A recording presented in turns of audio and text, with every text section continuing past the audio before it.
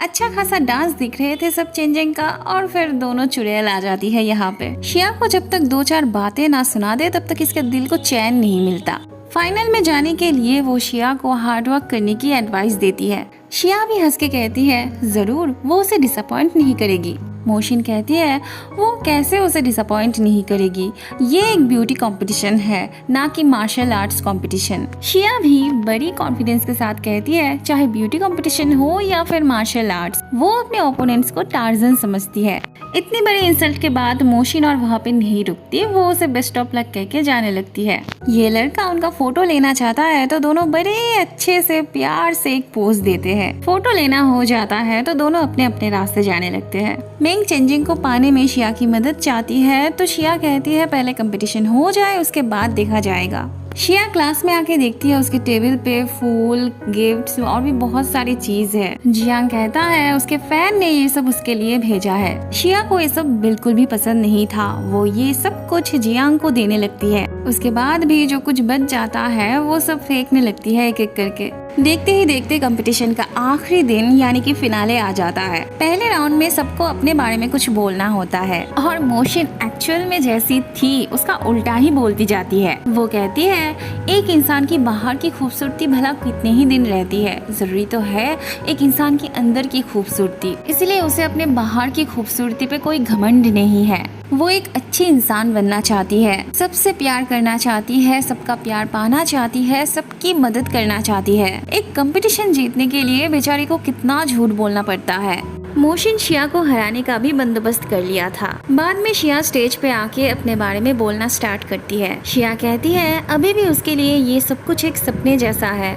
उसने कभी नहीं सोचा था कि इतने बड़े स्कूल में आके वो कभी इस तरह के कंपटीशन में भाग ले सकती है। शिया अपने पास्ट के बारे में बोलने ही जाती है, पर ऐसे में स्क्रीन पे शिया की पास्ट की जो वीडियो फुटेज है सबके सामने चलने लगती है। आई होप ये बताने की जरूरत नहीं है कि ये काम किसका हो सकता है। मोशिन इस तरह से शिया को सबके सामने नीचे दिखाना चाहती थी। वो सबको ये दिखाना चाहती थी कि शिया कहाँ से बिलोंग करती थी और वो ये सब कुछ डिजर्व नहीं करती है। चेंजिंग जल्दी से स्टेज पे आके चीखने चिल्लाने लगता है, पूछने लगता है कि ये किसका काम है। वो जल्दी से वीडियो बंद करने के लिए कहता है। हन को भी ये सब अच्छा नहीं लग रहा था, वो बहुत डिस्टर्ब फील कर रहा था। ऐसा नहीं था कि शिया को एम्बैरेसमेंट नहीं हो रही थी, उसे भी एम्बैरेसमेंट हो रही थी, पर इतने टाइम पे वो अपने आप को संभाल चुकी होती है। शिया कहती है हाँ ये सच है कि वो उसी जगह से बिलोंग करती थी। वो अपने मॉम के साथ एक छोटे से घर में दिन रात मेहनत करती थी। बचपन में उसका पापा उन्हें छोड़ के गए थे, वो उनके आने का इंतजार करती थी। वो जब छोटी थी तब मोहल्ले के बच्चे उसे परेशान किया करते थे, उसे बुली किया करते थे। पीछे उसकी मॉम कहीं उसके लिए परेशान ना हो इसीलिए वो अपने आंसू घर के बाहर ही छोड़ के आती थी। उसके मॉम को भी बुली किया जाता था, वो भी उसके लिए बाहर ही अपने आंसू छोड़ के आती थी। ऐसे ही बहुत सारी इमोशनल बातें करती है शिया, जिस वजह से सबकी आंखों में आंसू आ जाते हैं और सभी इमोशनल हो पड़ते हैं। मोशिन ने जैसा सोचा था ये तो उसका उल्टा ही हो जाता है। सभी शिया को अप्रिशिएट करते हैं। सेकेंड राउंड के लिए शिया को ड्रेस चेंज करना था पर उसे अपनी ड्रेस कहीं नहीं मिल रही थी। मेंग को नीचे एक ड्रेस पड़ा हुआ मिलता है और वही शिया का ड्रेस था। मोशिन ने शिया के ड्रेस को भी बर्बाद कर दिया था। इतना कुछ करने के बाद वो शिया को बेस्ट ऑफ लक कहती है। हाँ, जीतने के लिए एक इंसान कितना नीचे गिर सकता है। शिया के स्टेज पे जाने का वक्त हो चुका था और उसकी ड्रेस की ये हालत थी। शिया स्विंग मशीन के बारे में पूछती है तो ये बंदा उस तरफ इशारा करता है। शिया के लिए बेचारी मेंग परेशान होने लगती है। मेंग शिया के लिए बेचैन हो रही थी। ऐसे में लिंग और हन आता है शिया के बारे में पूछने।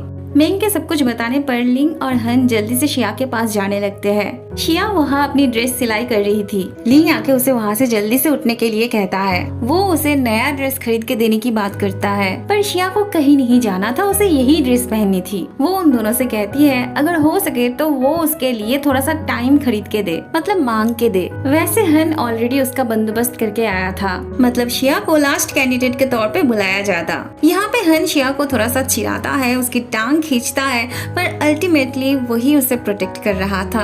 हन की केयरनेस देख के शिया के आंखों में आंसू ही आ जाते हैं। बाहर सब संभालने के लिए हन वहाँ से जाने लगता है। शिया हन को दिल से थैंक यू कहती है। शिया फिर से सिलाई में ध्यान देती है तो लिंग वहाँ से चला जाता है। लिंग के बाहर आते ही उसके दादाजी के आदमी उसे ले जाने आते हैं। वहाँ मिंग अलग अलग तरीके से चेंजिंग को प्रपोज करने का प्रैक्टिस कर रही थी, कभी डांट के, कभी प्यार से, कभी मुस्कुरा के, कभी क्यूट बन के, पर अल्टीमेटली उसे कोई भी तरीका ठीक नहीं लग रहा था। ऐसे में उसके बगल में ही किसी की आवाज सुनाई देती है। वो देखती है उसी की तरह चेंजिंग भी शिया को प्रपोज करने की प्रैक्टिस कर रहा था। बेचारी जिसे भी पसंद करती थी वही शिया को पसंद करता था, पहले लिंग और अब चेंजिंग भी।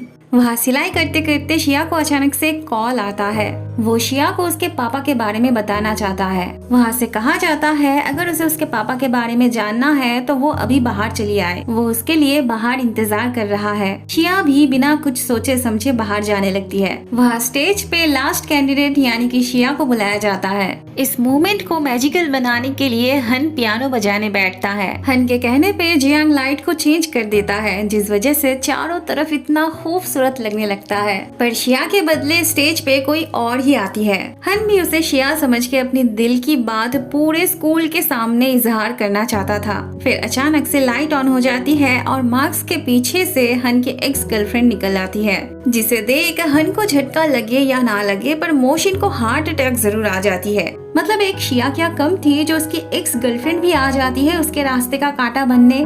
वह शिया जल्दी से बाहर आके उस बंदे को ढूंढने लगती है जिसने उसे कॉल किया था। थोड़ी देर बाद कुछ लोग गाड़ी में से आके शिया को उठा के ले जाता है। वह चेंजिंग के साथ मिंग जब टकराती है तब बहुत मुश्किल से अपने इमोशन को रोक के रखती है। हन शिया को यहाँ पे ढूंढने आता है और शिया इस गाड़ी के अंदर चिल्ला रही होती है।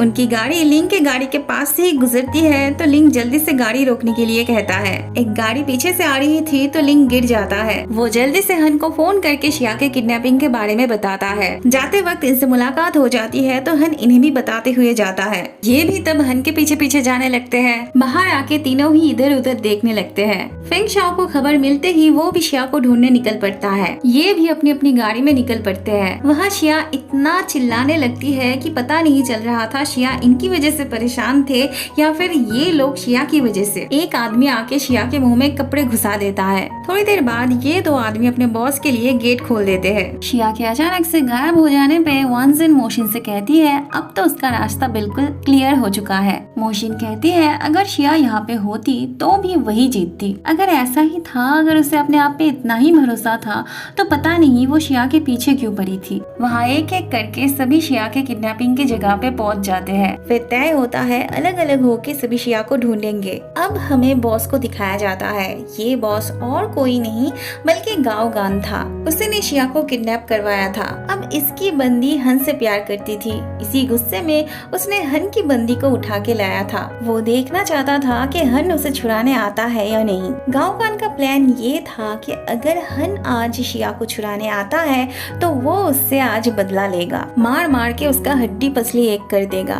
वह मिंग और चेंजिंग मिलके लिंग का बताया हुआ नंबर प्लेट का वैन ढूंढ लेते हैं। तभी हन के फोन पे एक मैसेज आता है जहाँ पे लिखा था शिया कहाँ पे थी। हन कोई रिस्क नहीं लेना चाहता था, इसीलिए वो बाकियों को अलग अलग जगह पे ढूंढने जाने के लिए कहता है। हन जब शिया को छुड़ाने आता है तब शिया उस पर गुस्सा करने लगती है क्योंकि उसे गाँवगान का मकसद पता था और वो नहीं चाहती थी कि उसकी वजह से हन को कोई चोट पहुंचे। हन अकेले ही उन गुंडों से लड़ने के लिए तैयार था, पर क्योंकि गाँवगान ने शिया को पकड़ के रखा था तो हन भी कोई रिस्क नहीं लेना चाहता था। वो अपनी हार मान लेता है। गाँवगान एक ही शर्त पे शिया को छोड़ता और वो था अगर हन उसके हाथों से अपना पैर तुड़वाता तो। शिया को बचाने के लिए हन मार खाने को भी तैयार था। हन को सच में इन लोगों से बहुत मार पड़ती है, पर ये वाला सीन कट कर दिया था। एंड में गाँवगान जब हन के पैर पे मारने जाता है तभी ये तीनों चले आते हैं। ये तीनों जब इनकी बैंड बजाने की बात करते हैं तब गाँवगान को ये मजाक लग रहा होता है क्योंकि एक्चुअल में ये बहुत सारे थे और ये थे सिर्फ 3, तो ये इनके बैंड कैसे बजाते। फिर चेंजिंग इन्हें ध्यान से एक आवाज सुनने के लिए कहता है जो कि पुलिस की गाड़ी की होती है। फिर क्या था, सभी दुम दबा के भागने लगते हैं। फाइनली सब कुछ फिर से ठीक हो जाता है। वहाँ पे बिना लड़े ही मोशिन को विनर का प्राइज मिल जाती है। रात में शिया हन को दवाई लगा रही होती है। शिया हन से माफी मांगती है तो हन कहता है ये उसकी और गावगान के बीच की बात है, वो क्यों माफी मांग रही है। माफी तो उसे मांगना चाहिए क्योंकि उसकी वजह से वो अपना कंपटीशन अटेंड नहीं कर पाई। शिया को इतने चुपचाप रहते देख, उसके साथ आर्ग्यू ना करते देख हन बोल ही डालता है कि आज वो इतना चुपचाप क्यों है, उसके साथ भी इतनी जेंटल होके बात कर रही है, उसे उसकी ये वाली रूप की आदत नहीं है। हन शिया के मुंह से बाल हटाते हुए कहता है उसे और दोस्त बन के नहीं रहना है, वो शिया को अपनी गर्लफ्रेंड बनने के लिए कहता है। शिया को भी आज जैसे हन की किसी भी बात पे कोई ऐतराज नहीं थी। हन शिया को किस करने ही जाता है पर ऐसे में उसे एक कॉल आता है। कॉल रिसीव करते हन डिस्टर्ब फील कर रहा था, उसे बात करने में कोई इंटरेस्ट नहीं थी, इसीलिए वो फोन रख देता है। शिया के पूछने पे हन कहता है बेकार सा कॉल था। एक्चुअली वो कॉल हन के एक्स गर्लफ्रेंड का था। उसे नहीं लगा था हन इन 2 साल में इतना बदल जाएगा। उसने सोचा था उसे देख के हन बहुत खुश हो जाएगा, पर हन तो उससे बात भी नहीं करना चाहता था। हन का मूड ऑफ हो गया था, इसीलिए वो शिया को सोने जाने के लिए कहता है। जाने से पहले हन कहता है उसे याद है ना, उसने अभी तक उसे रिप्लाई नहीं दिया है। हन के जाने के बाद पता नहीं शिया क्या सोचने लगती है।